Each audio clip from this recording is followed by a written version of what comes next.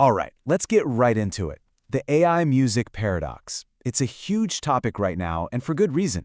We're in the middle of this incredible musical revolution, but it's also kicking up this massive legal headache. The central question seems so simple, right? Who owns a song made by a machine? But oh boy, the answer is anything but simple. So, let's put you in the driver's seat. Imagine you're messing around on a tool like Suno. You type in a simple prompt, I don't know, a synthwave track about a robot falling in love. And boom, out comes this absolute banger. It's a killer song, and it feels like your song, right? You had the idea. But when the law gets involved, is it really yours? Do you actually own that copyright? The answer is, well, it's probably not what you think. And this right here is the core of the paradox. We're looking at a place where this ancient, almost timeless tradition of making music crashes right into a very modern, very real legal crisis. So here's the fundamental conflict we're dealing with. For musicians, for creators, the technology itself feels like an evolution. It's just the next step.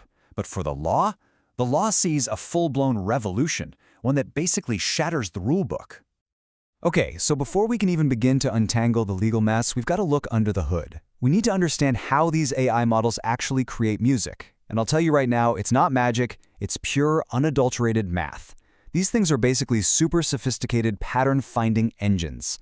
Let's break down the three big ones. All right, first up, we've got something called variational autoencoders, or VAEs. So picture this. An AI listens to, let's say, 10,000 Beatles songs. It learns to distill each one down into its absolute essence, the core melody, the harmony, the vibe, and turns it into this tiny mathematical blueprint. Now, from that blueprint, it can perfectly reconstruct the original song, but here's the cool part. It can also use that blueprint to generate a brand new song that sounds like it could have been on the White Album. Yeah, the best way to think of a VAE is like a musical compressor on steroids. But instead of just making a file smaller, it's actually learning the soul of the music. It's figuring out the very essence of what makes a song a song. Next up are GANs, which stands for Generative Adversarial Networks. And trust me, the word adversarial is there for a reason.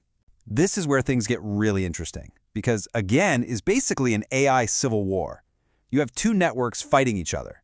One is the generator, and its job is to create new music. The other is the discriminator, and its job is to call out the generator's creations as fakes. It's like a high-stakes game between a master art forger and a world-class art critic. The forger makes a painting, the critic says, nope, that's a fake. So the forger goes back, gets better, and tries again. They're constantly trying to one-up each other, and through this relentless battle, the forger, the generator AI, gets so good that its music becomes indistinguishable from the real thing. And that brings us to the heavy hitters, transformers. Now, you've definitely heard of these because they're the brains behind things like ChatGPT. But it turns out they're absolute wizards with music too. Their superpower is something called self-attention. It basically means the AI can look at every single note that's come before to figure out what note should come next.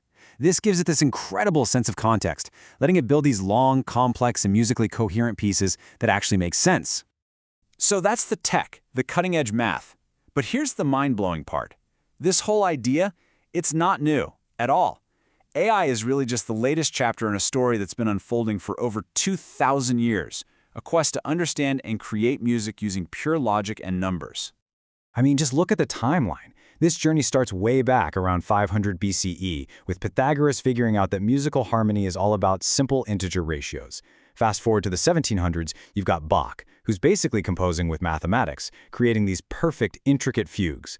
Then you hit the 1920s with things like serialism, where composers used rigid, systemic rules to build their music.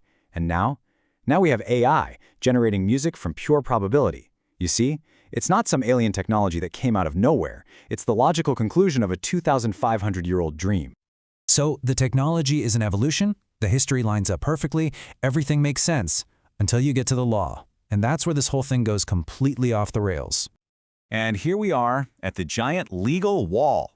See, U.S. copyright law is built on a single, non-negotiable principle. For something to get a copyright, it has to be made by a human. That's it. End of story. A machine, in the eyes of the law, cannot be an author. And look, this isn't just some dusty old legal theory. This was cemented in a huge court case just last year, Fowler v. Perlmutter. The court's reasoning was actually pretty straightforward. They said copyright exists to incentivize human creativity. A machine doesn't need incentives. It doesn't have bills to pay. So the message from the court was loud and clear. If there's no human author, there's no copyright. So, based on that ruling, the U.S. Copyright Office has dropped some pretty serious rules that you absolutely need to know. Rule 1, you have to disclose that you used AI. No hiding it. Rule 2, they've explicitly said that just writing a text prompt doesn't make you the author, not even close. You have to be able to show sufficient human intervention, that you did significant creative work yourself. And probably the most important part, if you don't disclose the AI's involvement, you could lose your copyright entirely. So what in the world does this all mean for you, the person actually trying to make music? Well, it means you don't get a normal, full-fat copyright on your song. Instead, you get what lawyers are calling a thin copyright. So let's talk about what that means and what you actually get to own. Think of it like this. The ownership gets sliced right down the middle. On one side, you've got the stuff you, the human, created. That's yours. That's copyrightable. So we're talking about your original lyrics, the specific arrangement you put together, maybe a guitar solo you recorded over the top. But on the other side, you've got the stuff the AI spat out, the raw melody, the chord progression, the basic harmony. You don't own that. And in fact, nobody owns it. It's essentially in the public domain. And that is what a thin copyright is. It's this skinny, limited protection that only covers your specific, creative, human contributions. It does not cover the underlying AI material. And here's the kicker. This means another artist could, in theory, take that same AI melody, build a completely different song around it, and they probably wouldn't be violating your copyright at all. That's a huge deal. So, where does this leave us? It all sounds a little scary, a little limiting, right? But maybe we're just looking at it the wrong way. Maybe this isn't about humans versus machines. Maybe it's about redefining creativity itself and building a brand new kind of human-machine partnership. And I think that's the big takeaway here, the thing to really hold on to. The AI is the tool. It's an unbelievably powerful one. You could even argue it's the most powerful musical instrument ever created. But at the end of the day, it's still just a tool. The artist is the human, the creative authority, and therefore the copyright belongs to the person who takes what the machine gives them and transforms it into real art. And that leaves us with one final, really deep question to chew on. In this new world we're entering, the lines are getting blurry. So who's the real artist? Is it the person with the brilliant idea, the one who writes the perfect prompt? Or is it the person with the skill and the vision to take the raw output from a machine and breathe life into it? Honestly, that's a question we're all going to have to answer together.